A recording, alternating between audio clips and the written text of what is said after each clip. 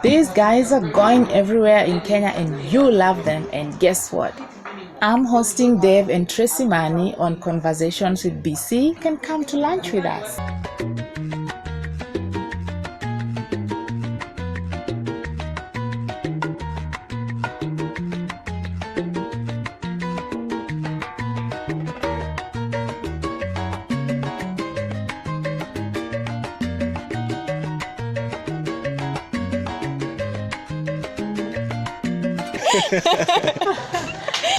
I was actually just thinking on our way here, so we've been here for like almost 5 months now. Yeah. It's the first time driving around that I'm like, kind of like the honeymoon phase is kind of worn off from it. Like I feel like, okay, I know where I'm going kind of, and like this is where we live now. Things are not new anymore. No. Like this starts to feel like, our Home. daily life kind of thing. Yeah. Feels like home, yeah. Yeah. So that's good. It is. You guys both grew up in Canada, right? Yeah. Yeah, I'm originally from Montreal, so that's why I speak funny, because my first language is actually French. Yeah. English is your second. Yeah, and then I moved in Halifax, where she lived, basically on the East Coast, Nova 6 Scotia. years ago. 5. Yeah, 5 years ago. Yeah. It was very, very quick. I thought I was gonna move there and live the bachelor life. It didn't happen. No. You've been married how long? 2 years. Yeah. Yes, I got it right. You did. And now you are in Africa, Nairobi, Kenya. Yeah, because why not? Who relocates in the middle of a pandemic? Yes, but I don't advise it. no, it was very complicated. But as you know, like moving from a country to another is a very long process. A lot of paperwork, a lot of different things, right? So this process started way before the pandemic. Yeah. And when everything was finalized, sadly, it was like at the peak of COVID. It's just kind of like a now or never, like this is your time to go. But at that point, everything was ready. Most of our things were sold. We had to move. So... I find that sometimes in life, however prepared you are, life just throws you surprises. Oh, yeah. Yeah. But are there some things that caught you guys off guard, during your moving process, even with all the research and preparedness that you guys, I'm sure, had in advance? Well, I mean, almost everything in a way, just because, when we decided to move to Kenya, we had never stepped foot in Africa, ever. No. We know, everything we knew about Africa was from YouTube.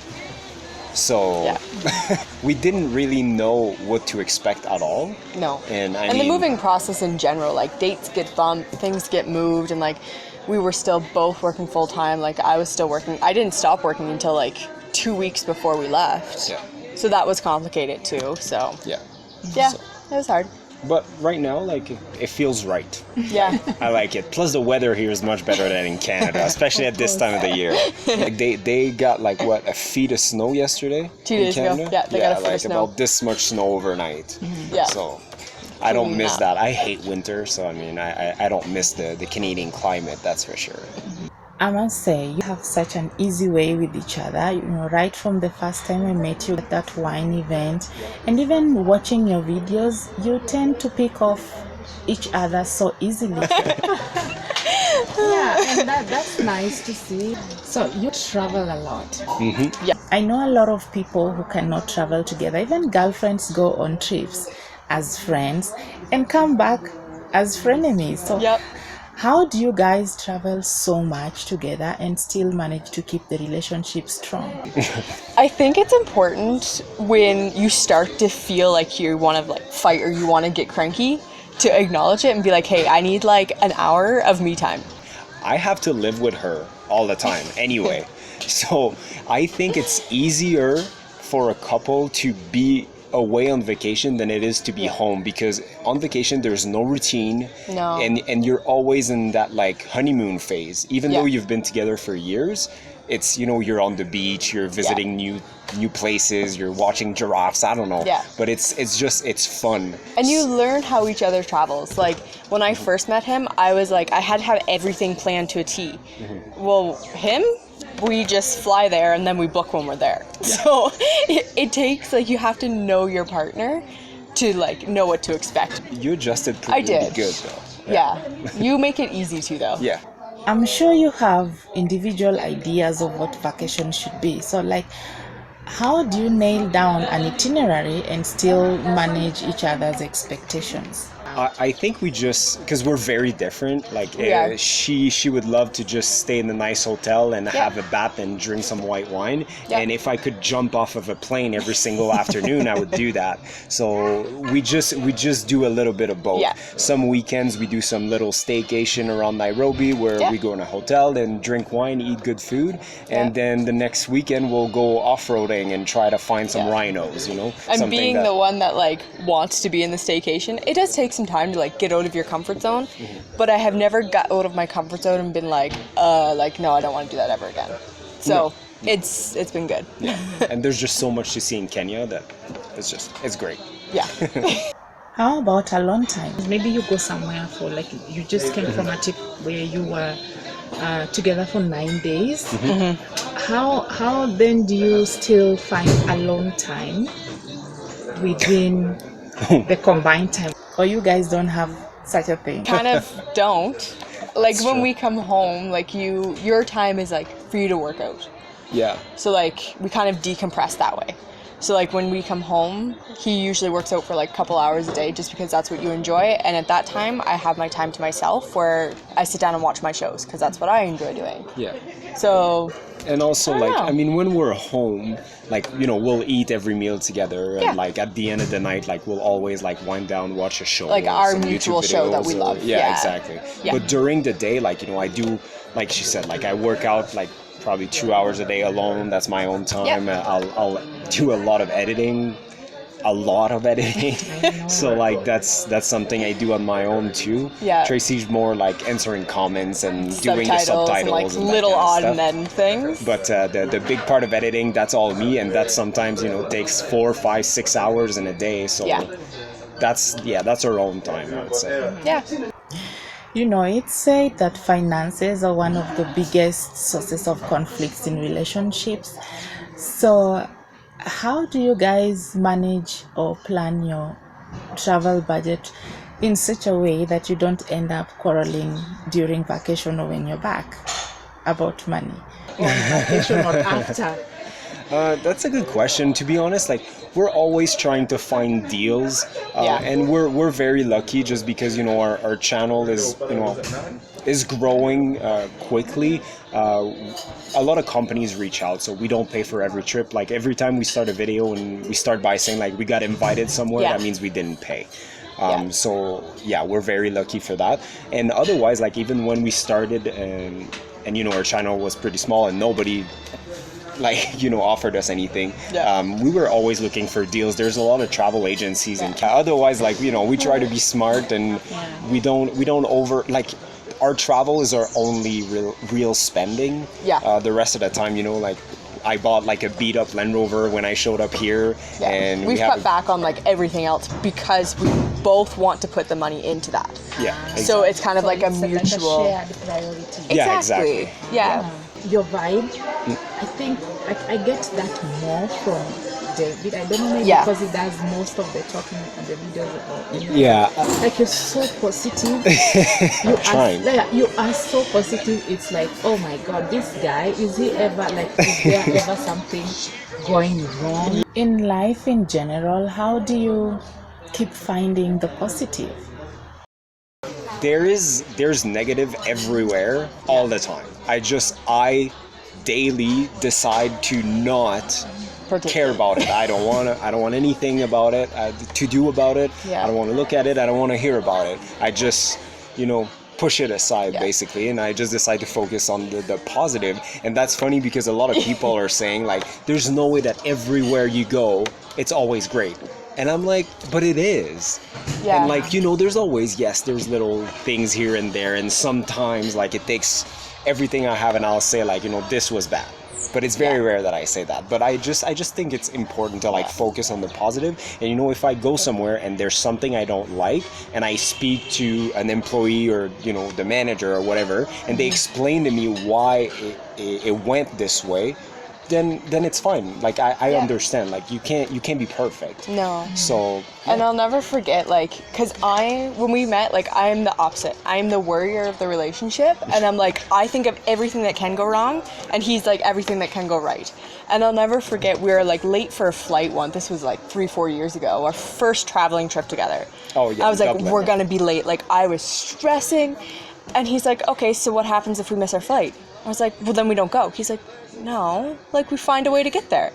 I'm like, yeah, but we missed our flight. He's like, Tracy, we will figure it out. And I'm like, okay, fair. Like, it's just I'm always like, what's the worst case scenario? Well, we're stuck at the airport for a few hours, and then we Yeah. get another flight, and then we go anyway. it sucks, but you just do it. Yeah, especially we were in Dublin when this happened, and the flights in Dublin are $19. They were very cheap, actually. So I mean, what's the worst case Yeah. scenario?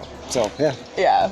Like you Yeah. are going on sunset cruises, you're dining at luxury restaurants, you're on safaris. Like honestly, your channel can seriously give somebody FOMO. Like when people just laugh at the acronym FOMO, Yeah. but like it's a real thing. There's people who watch content creators Yeah.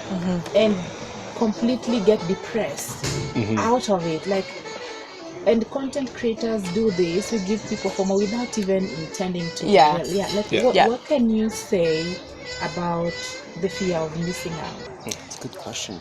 That is a good question.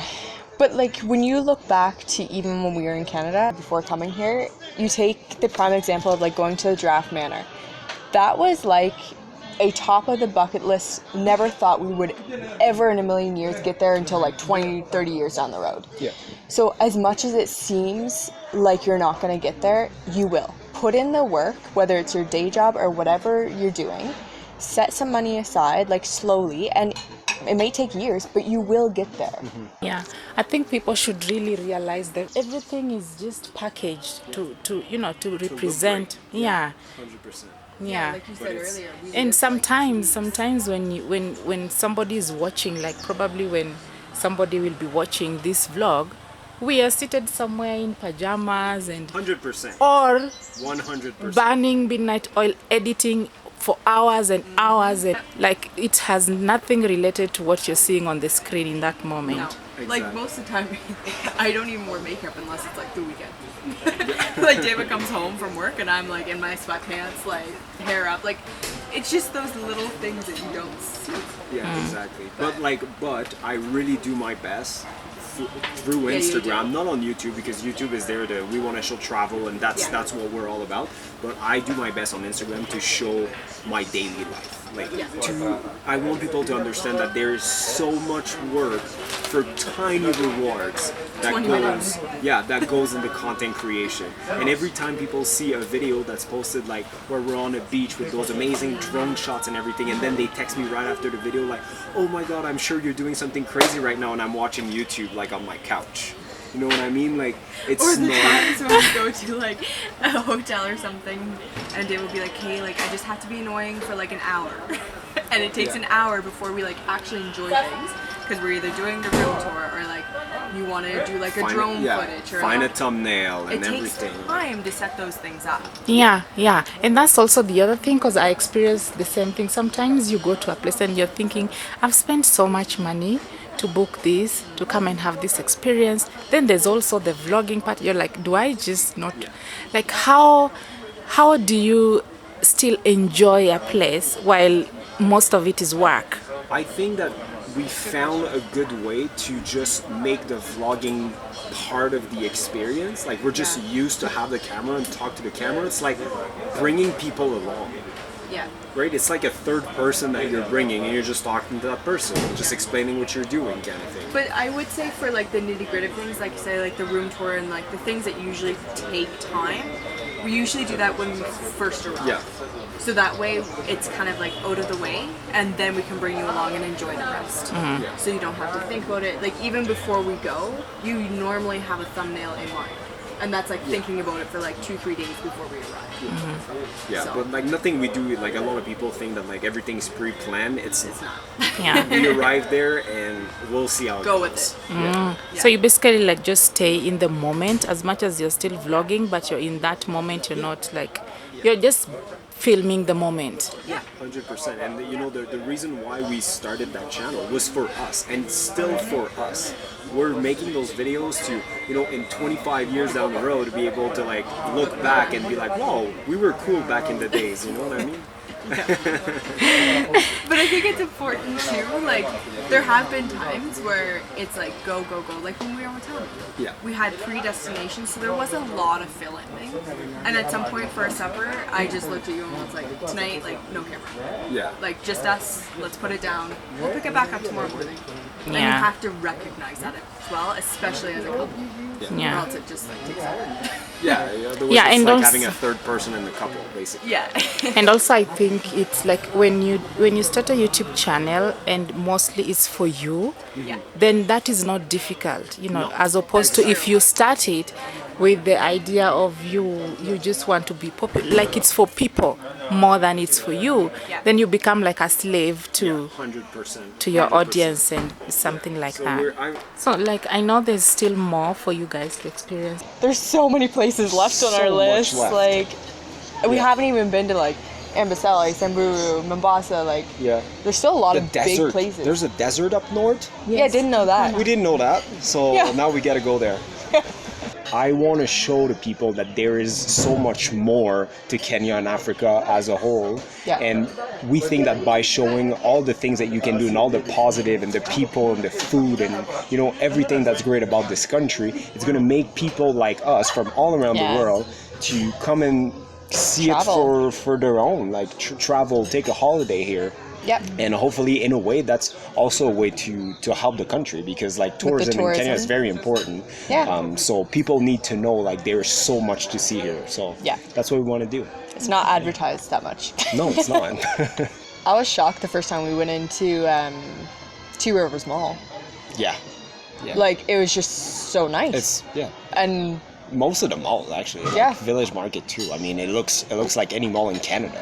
yeah, and I didn't expect that. like, at Because all. they don't show in like mainstream media, they don't really show you like the city. They don't show you that there's No. like skyscrapers, highways, like things like that, right?